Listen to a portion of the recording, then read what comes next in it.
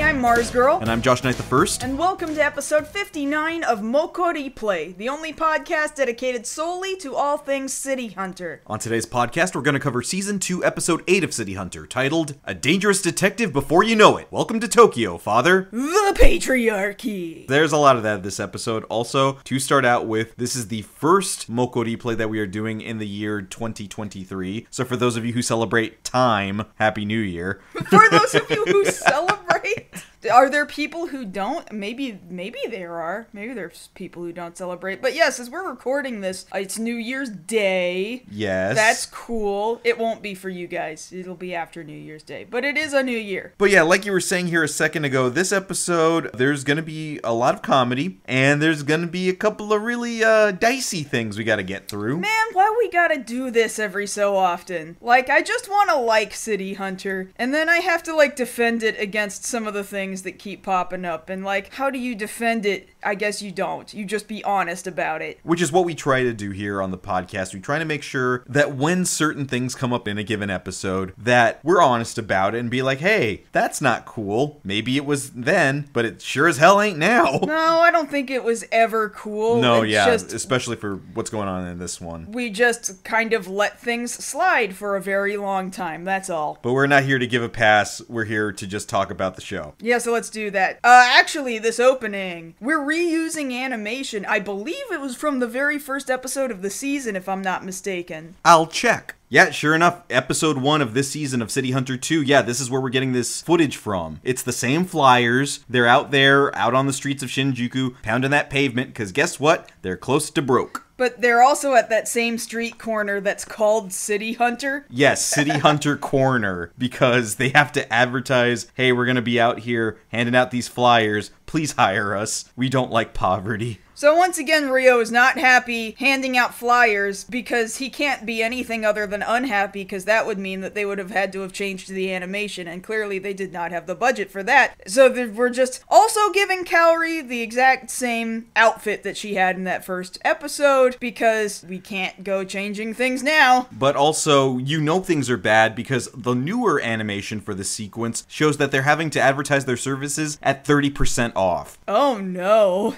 They're in dire straits. Like, I don't think Kaori's overnight job at the grocery store is gonna cut it anymore.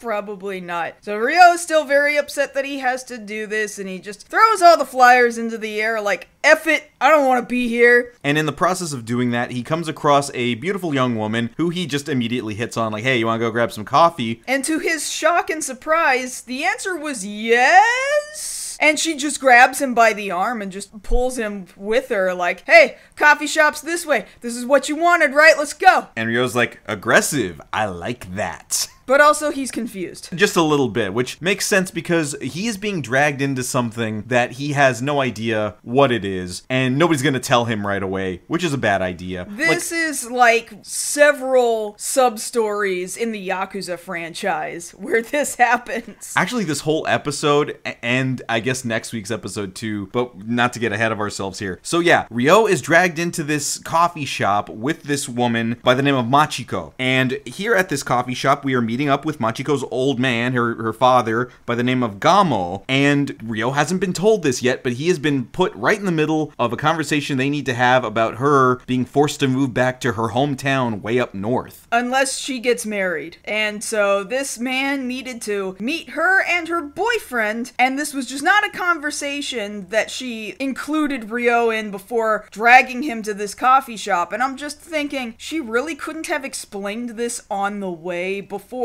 sitting down in front of him and having just the worst conversation you can imagine. Right, because in most other media, it's not like we haven't seen this happen before. You know, the grab the next closest person who happens to be the main character and be like, hey, pretend to be my significant other. Right. Like, that happens. But usually, you start off with that sentence, hey, pretend to be my significant other. Exactly. And Ryo did not get that, which is weird. You'd want to lead off with that. So yeah, he's just there having to piece together what's going on, like... What's going on? What's going on? I'm sorry, I just wanted to bring that back, I guess. That old chestnut. And so, to talk about it for a second here, Gamo, you know, the the father here. He speaks in a really interesting way because he's from like way the hell up north, from the very northern part of the main island of Japan. Okay, so he's got an interesting way of speaking. Also worth noting, their hometown, because he keeps bringing this up, that he wants her to move back to their hometown, is named Sugaru, which is one of my favorite DDR songs. Cool. Oh, come on, you like that song. I do like Tsugaru, but do you prefer it or Tsugaru Apple Mix? See, I'm not going to sit here and act like I didn't play more of Apple Mix, but I prefer the original song. But that's not to say that more often than not when we would hit up the arcades, it'd be a more recent machine, so more people were playing Apple Mix while I was waiting in line, and then it gets in your head and it's like, well, damn, now I got to play Apple Mix. Okay,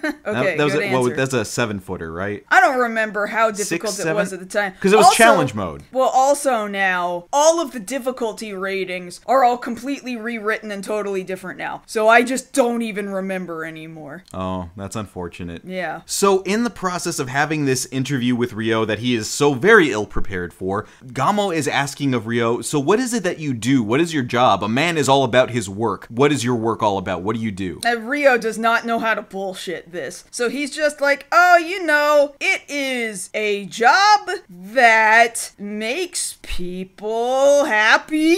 It's a job that makes the world a brighter place. Yes. Oh yeah, so the electric company, great. Like the father completely misunderstands that. Or really, he's kind of just guessing, and Ryo just lets him go along with, like, sure, if that's what you think it means, yes. And it's only at this point that Machiko pulls him aside to finally explain to him, hey, I kind of need you to play along a little bit better, here's what's going on. It really would have behooved her to have said something about this about 2 minutes sooner. And as he's being filled in, like, oh, so that's what you want. Well, I'm totally down for that, but I'm gonna need some kind of a compensation. Wink, wink, nudge, nudge, grab, grab.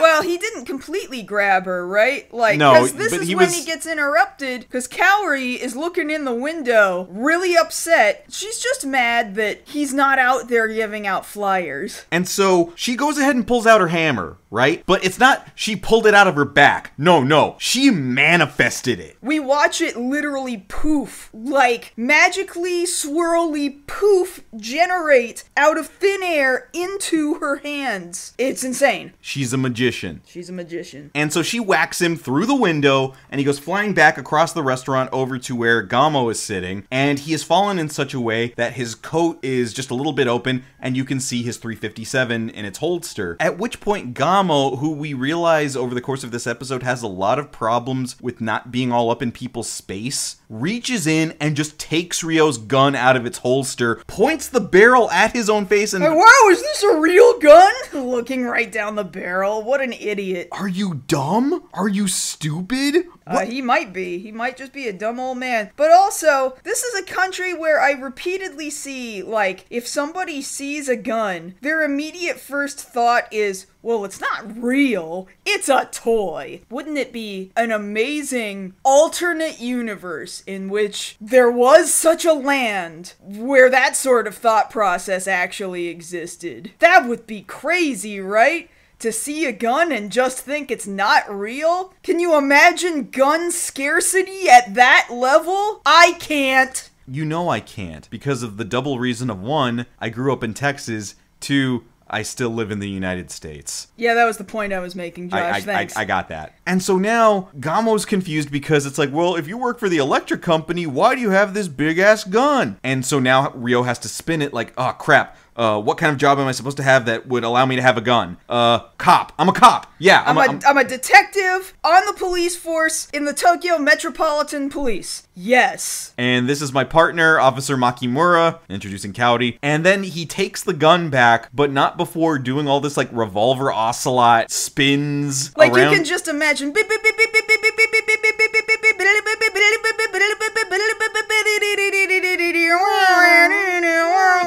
if you, that's the kind saber of, dance. That's the kind of gun twirly activity that, like, if you picture that music, because that music wasn't playing, but this is audio only, so that's the kind of mental image I need you to hear, like, to have in your head. Like he's spinning it on his nose like an otter in the circus. Do they even have otters in circuses anymore? Like, aren't circuses moving away from having animals in them? It's a SeaWorld thing now. Oh, that's its own. Yeah, you give them a ball, and then it'll balance the ball on its nose. Yeah. That's a SeaWorld thing. Yeah, we'll only talk about those and not the whales. I think they're all bad. Well, good. So for whatever reason, Gamo buys it that, oh, well, he's got the gun and he's really good with it. I guess he must be a detective. Okay, I trust him. Great, let's go see where you work. Yeah, that place that I totally work at. What do I do? Thankfully, he knows a guy. And by a guy, I mean Sayako. So Sayako works for the police. So Ryo just takes everybody in the car, I guess. We don't actually see the car. They all haul ass down to the Tokyo Metropolitan Police Station. And old man over here is just bowing at people. He's just trying to be respectful. While Ryo's over at Sayako's desk like, hey, you owe me about 1 million favors. So can you just give this guy a tour of the office or something, please? Somehow that works. I mean, she's very upset about it. But to be fair, there is an entire backlog of IOUs that can be eaten up by this. And if it means she doesn't have to pay up with booty time, then she's okay with that. Well, on top of that, Ryo straight up volunteers. Hey, here I am crossing off an IOU, so chop chop. Which, to his credit, I'm actually okay with that. Yeah, like he just went ahead and decided, you know what? I don't need to force her to have sex with me this time. If only it could be like that for all the times. Yeah. I mean, she does owe him, I would consider, a lot of very normal favors, honestly. You would think, right? Yeah. And so now Sayako doesn't have much of a choice. She goes ahead and gives a tour, like, all right, here's our switchboard center. This is where all the information comes in, and we dispatch all our officers out. And if you look on the wall behind the two of them, you see this little funny mascot character. Yeah, on the back wall is a poster of Pipo-kun. He's the very real mascot for the Tokyo Metropolitan Police. I will never forget him. His image is burned into my brain because you just see him absolutely everywhere. There was this one particular show that I went to when I was in school where they got the police... Well, in school in Japan. In Japan, yes. I was living just outside of Tokyo. I was going to school in Shinjuku, which is where City Hunter lives and works mostly, out of Shinjuku. There was a big old poster in all these train stations for this show where the Tokyo Metropolitan Police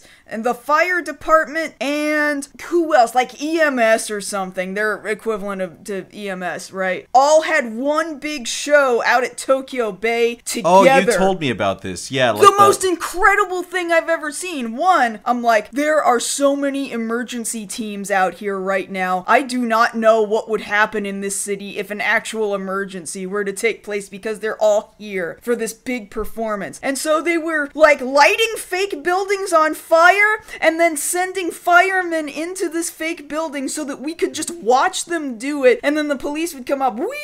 And then they would like arrest an arsonist, and then there would be boats off Tokyo Bay also firing water onto the burning building off of the boat, and then it ended with like planes flying by, like the most incredible. Anyway, so the Tokyo Metropolitan Police mascot Pipo, his picture was like he was just everywhere during this whole event. Okay, Pipo was just... That guy was everywhere. He's cute, and he's like this orangey yellow. He's got like a little antenna. He's kind of cute. So you say all that, and I have to ask, was Pipo the arsonist? Well, now that you mention it, now I'm starting to wonder. Yeah, because, like, somebody had to do it. So as they're going over everything that's happening there in the call center at the switchboards, Gamo is asking Sayako, hey, so what do all those red lights mean? And Sayako tells him, oh, well, the red lights mean it's something really bad, like a murder or a robbery. And so the less of those lights you see, the safer it is here in Tokyo. And it's at that very moment, every red light goes off. Which is kind of crazy because we don't exactly address that, hey, Tokyo just went to shit. Like right now, everybody is criming everywhere. It's insane. I'm thinking about it right now because I wasn't thinking about it while we were watching the episode. Like, you almost think, oh, Ryo's gonna have to show off his stuff now because he's got to, like, solve a bajillion problems now in front of this guy, and that's how his cover's gonna get blown. But that doesn't really happen. No, like, something like that does happen, but not right this moment. They just kind of write it off as, stuff is crappy here in Tokyo.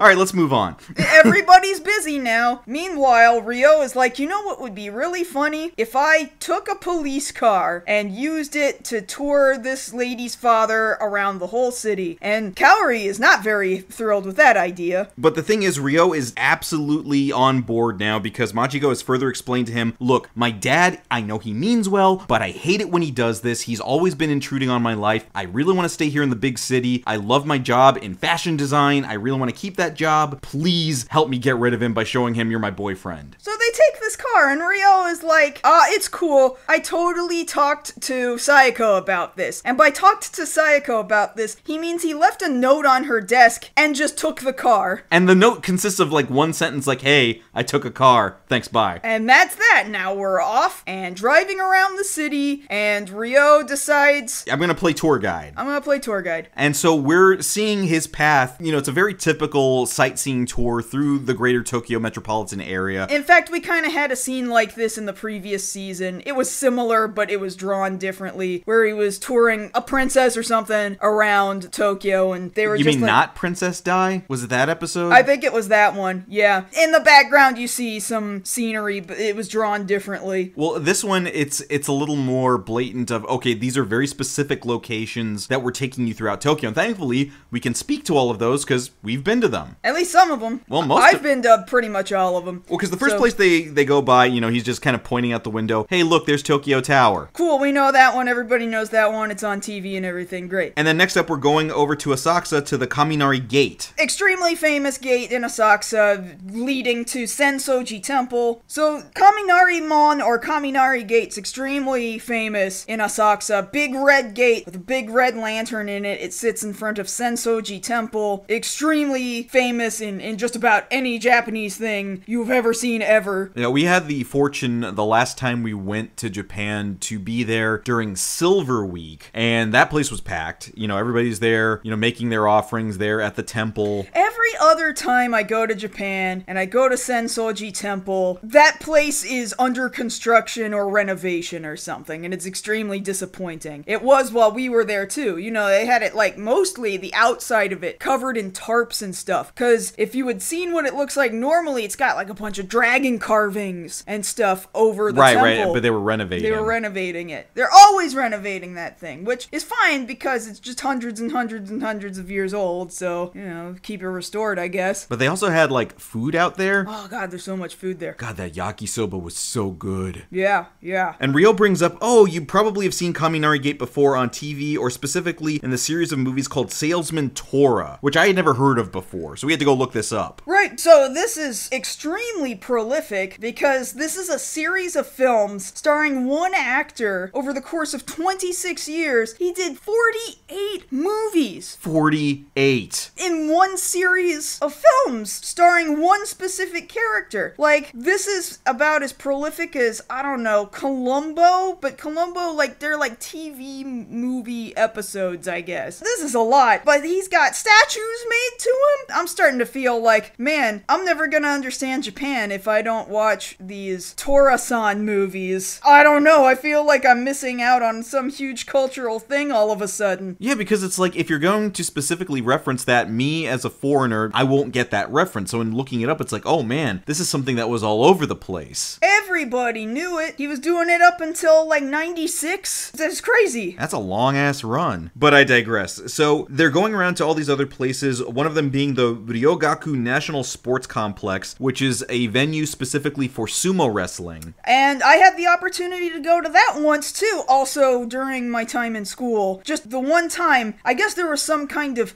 student discount or something associated with the school that I went to, and they took just the Americans. Because they didn't do that for the Korean students or the Chinese students, but they did it for us mostly white folk. So they took us, and it was a really cool experience. It's a really cool looking building. So here in the show too, they stop in front of it and they see a very specific sumo wrestler like crossing the street. So I had to look this guy up, and they're referencing an extremely real person. So this guy that we see crossing the street, yeah, he was an actual real, or still is, he's still living, wrestler or sumo wrestler who went by the name Konishiki Yasukichi, but that was just the name he was given while he was there wrestling. He was originally from Hawaii, and his birth name was Saleva'a Fuali Atisanoe. So this guy was from America who broke into the Japanese sumo circuit and really rose to the ranks in there. Very prolific. So he reached Ozeki rank, which was very high rank. It's one below the highest rank, which is Yokozuna. So there's a couple of reasons why he didn't make Yokozuna that I found fascinating while we were looking this up. So one of which was because he had some injuries. There's a knee injury due to his weight. He had some almost mean nicknames like Meat Bomb and the Dump Truck. I mean, yeah, those sound like names you'd give somebody to make fun of them, but looking at this guy's stats, dude was 6 foot and weighed 633 pounds. That's a lot, but he was super good, and he was just about to make that Yokozuna rank, except apparently they were like trying to stall him actually obtaining that rank, and they're like, oh, let's wait for another tournament, and then some member of the committee was like, oh, well, he does not actually possess Hinkaku, which kind of derives from a word that means grace, elegance, and refinement. And then his remarks are... That sounds kind of like a vague thing. Can you be more specific about why you don't want to give this guy the rank? His remarks were given the headline, "We don't need a foreign Yokozuna," in the magazine that he was interviewed in. So it comes across like, we did not want to give him top ranking because we are racist. That's why, because you're not actually a Japanese person. And yet City Hunter here is over here like, oh man, this guy is incredible. Wow, look at him go. Yeah, it's like this dude very prominently walks across the screen, you know, big, tall, and proud. Dark-skinned dude, and so I'm like, yeah, that looks like him, I guess. Which tells me that the animators really liked this guy. I mean, most everybody was. He reached that highest rank just before this season started, so the year prior in the 87. Yeah. So yeah, he was at the top of his game at the time. So it's interesting when we come across these little cultural things that we don't know about, like mentioning the Salesman Tora series, or this guy that we would have never known about otherwise. Right, exactly. But because they decided to stick this stuff in the anime, now we're learning something. And now you're learning with us. Everybody's learning. Yay! But admittedly, this is a lot of culture to take in, even for the audience, and especially for the characters, namely Machiko's dad. And he's like, all right, enough with the tour. I actually want to see you do your job. What do you do on a normal day-to-day basis? I just want to see you do that, Ryo. Oh, well, I can show you that real easy. Hey, you see these two police officers over here? These two nice ladies in skirts just trying to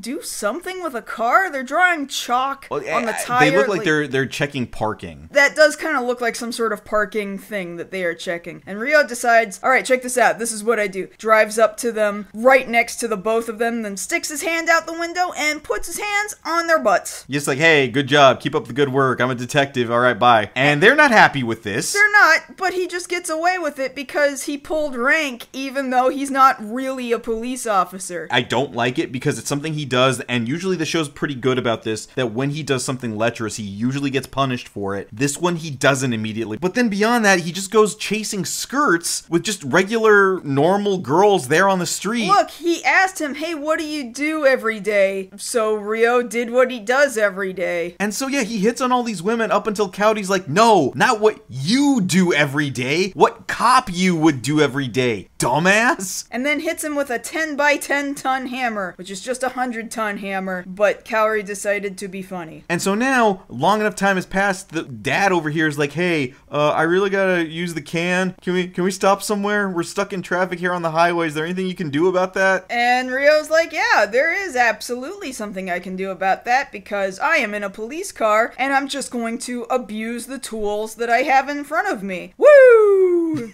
And so it just runs the siren to get off the freeway. Which, let's be honest, is exactly what a cop would do. Oh, we've seen it. Yeah. Like, I wasn't born last night. Like, we've seen cops run lights just to get across intersections all the time, much less just somebody trying to get through traffic on the highway. Exactly. So they stop off at this park. I guess they both had to go use the restroom, and so they're in adjoining urinals next to each other, and dude is trying to have this conversation with Ryo right now. So, hey, my hometown town where I come from, I really like it out there, and you really like it out there. When are you transferring? You should transfer out there. Let's make that happen. Yes, this is totally a conversation we should have while we are both urinating together. Like, first off, if I'm gonna go there, they are not obeying the one stall in between rule that most dudes abide by. I mean, we don't know if that rule jumps countries and cultures, though. It might not. Generally speaking, that's just how it happens, just for a matter of privacy. But again, Dad over here, Gamo, doesn't have a lot of a concept of what privacy is. I guess he doesn't. He is kind of a country bumpkin. And so he's saying, yeah, come on, move out here to Suguru. If you're gonna marry my daughter, you'll just move out here with us and everybody's gonna come back home. And Ryo kind of gently shoots him down like, nah, man, I really like the vibe in the city. This is where I belong. This is where I do my best work. So, thanks, but no thanks. So after this, they decide to go to a really fancy looking restaurant, and they've got this big spread of food.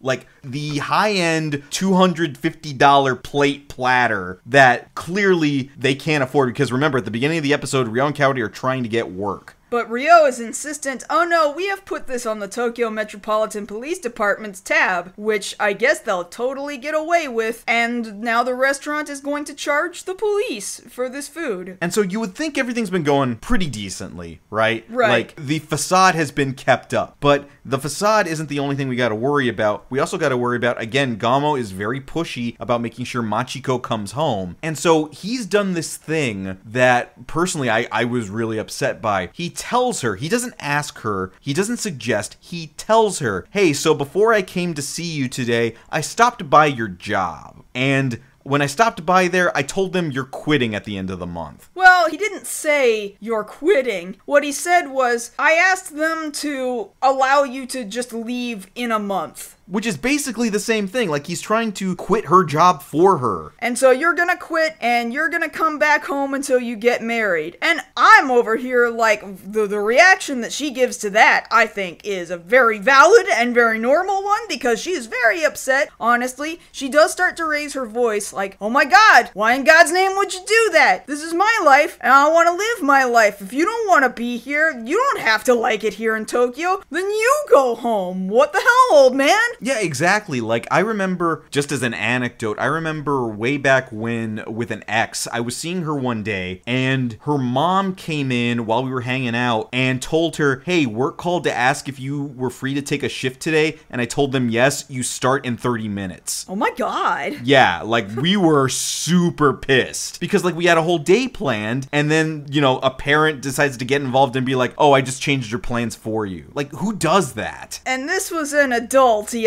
Yes. No. We were adults. No. Oh, no. And so, like, that's, like, it's one thing to be living at home, but at the same time, like, that ain't your call to make. Yeah. You know, like, once you've passed age 18, that's on you whether or not you pick up shifts or make your own decisions about work. Like, you don't have to have a parent coming in to say yes to those things, because legally, they can't. Oh, no. So when this guy does this and says, yeah, I asked your work to let you go or be cool with you leaving, that kind of struck a nerve with me. Yeah, I was very upset. Unfortunately, Ryo was also upset, but I'm going to assume not for the reason that we are upset, because he has decided, I'm going to make sure this conversation stops, and certainly not by setting the dad straight, but by supporting the patriarchy and slapping this woman in the face. So we gotta stop here and address this, because... Yeah, we gotta pump the brakes again. Okay, so we finished the scene out of Ryo does slap her, and he tries to play it off, oh, sorry, you had a mosquito on your face, which is always a lie anytime anybody uses that. He does say it kind of gently, because I get the feeling that Ryo doesn't necessarily disagree with what she's saying. What I feel like is probably happening here is that he disagrees with how she's doing this in public. Or really how hard she's going in. Like making a scene in a restaurant or something. And the thing about it is, you actually see this a lot in other media, in other TV dramas and animes and things like that, of an adult figure slapping a child to correct them. Now, granted, that's not his kid, but for whatever reason in media over there, and I don't know if that's actually the case for families over there, I can't fully speak to that, I can at least say in media, this kind of thing comes up a lot, where you slap somebody to stop an argument. Which, over here, as far as I'm concerned, that don't fly. Don't do that. That's assault. I mean, it did shut her up, but at the same time, like, one, she had a point. I understand, like, not wanting to be screaming in a restaurant. Maybe could be like, let's tone this down, and maybe we either have this conversation quietly, or we continue this conversation take it outside. Once we leave the restaurant. Exactly. So I just really feel like, in a way, this still sort of supported a patriarchal hierarchy, because he didn't, like, do anything to the dad. He decided the girl needed to be slapped stupid to shut her up, to make this conversation stop. Because he says as much that he's cool with, helping her keep her life and her job here in Tokyo. But yeah, at that very moment when she could have used some support, he doesn't provide it. In fact, he does the opposite. Mm-hmm. And so this is one of those moments where it's like, okay, that was really not cool of Ryo, and there's really not much we can say to defend that, because it's kind of indefendable. And nobody says anything about it for the remainder of the episode. Like, he doesn't explain himself. He doesn't explain, maybe your dad just cares about you, and I was just trying to get you to understand that while I do want you to do what you want to do with your own life, also your dad loves you, and like that conversation never comes up. Like, if we had taken a little bit away from the sightseeing portion and stuck in a couple of words of dialogue here of explaining why the hell did you think that was a good idea? Yeah. That would have helped immensely. And that does not happen. Oh, man. Why? Why does this sort of thing keep happening? Why? Well, see, the episode, I feel like the writers realized, oh man, we made it real heavy. Like, we have them driving in the car right now and nobody's talking. So we better throw some action in here to alleviate all of this. The car radio goes off. Police, hey, come to the bank. There's a bank robbery happening. And Ryo's just like, wonder who that's for. And so, again, Gamo, not having any concept of personal space, is putting his head up against Ryo like, hey, I want to see you do work. You're all about work. Men are about work. Go be a man at work and go do the work, man. Because this is your identity as a man, is your job. The patriarchy! And so Ryo tries to tell him, oh, all right, fine. Somebody else could probably handle this, but I guess I'm still having to play this part, so fine, let's go stop a bank robbery. Which Ryo is very capable of. He's just not the police. He's really should not be there. It's really not his job. Like, you remember in, in Jingle All the Way, like midway through the movie when the cops bust into that fake Santa ring that they all have all the fake toys? Oh yeah, it's been a long time, but yes. And Arnold picks up the toy badge and acts like he flashes it real quick, like, I was undercover, continue the work. That's basically what Ryo's doing right now. But Ryo doesn't even flash a badge. No, he doesn't! He shows up in the car, and then he goes up to the guy that I assume is, like, in charge of the scene. Like a sergeant or something. In a trench coat or whatever, and he's like, Detective Ryo Saiba, I'm here to do this job, and you guys can go about your business. And they just go, okay, and then they leave. Because he uses that old mess of, like, I was sent here by the commissioner. Like, okay. Really? What's the commissioner's name? Gordon. Like, alright, go do it, Batman. Okay, Gordon-san. What? No, but they just believe him. They just believe him, and they leave, and they let Ryo walk in there. Well, because it's the truth of anything. If you can speak with enough confidence and authority and a little bit of bass in your voice, most people will let you walk into places. That's just a fact. Now, I'm not saying one way or the other that I've done that. You have done that. I'm not saying that one way or the I other. am. Okay. But yeah, Ryo just, walks in, swinging all this big dick energy. Like, all right, I'm gonna go stop a bank robbery. Hey, bank robber, check it out. I'm Detective Ryo Saiba. What's going on? I like how he, like, props his leg up on something, too, and he does almost the Captain Morgan pose. Well, he's leaning forward on his knee that he has propped up, because he's got a bank teller lady as a hostage. Yeah, the bank robber's got an Uzi trained on her, and I'm already asking, how the hell did you get an Uzi in Japan? Yeah, exactly. That's high-power weaponry. That's gonna spray everybody if he lets that go off. Yeah. But thankfully, Ryo's quick with it, and he disarms him. And the lady is very happy and excited about this. I mean, she just got saved by Ryo, and she kind of falls for him for a second. Well, see, it's kind of both cool and stupid at the same time, because one, again, Ryo has no authority here. Uh-huh. And so when he disarms him, he shoots the Uzi out of his hand, which we all know he's capable of. That would have been enough. But then he does this flying kick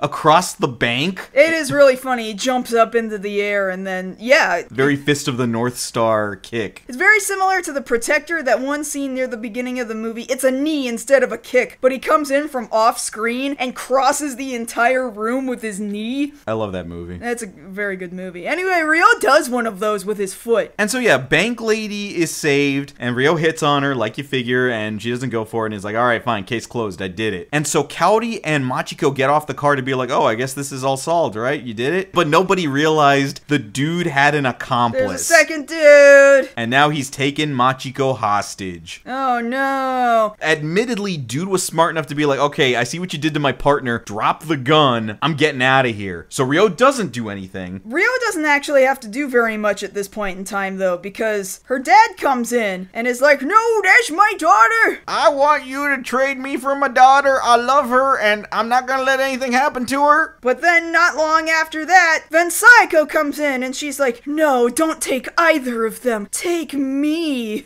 I'm hot. I'm a better hostage. And the first guy who has picked up his Uzi again is just really dumb. And it's like, oh, yeah, I mean, totally. You're hot. Yeah, I'll take you hostage, sure. What an idiot. And so Footsteps starts playing.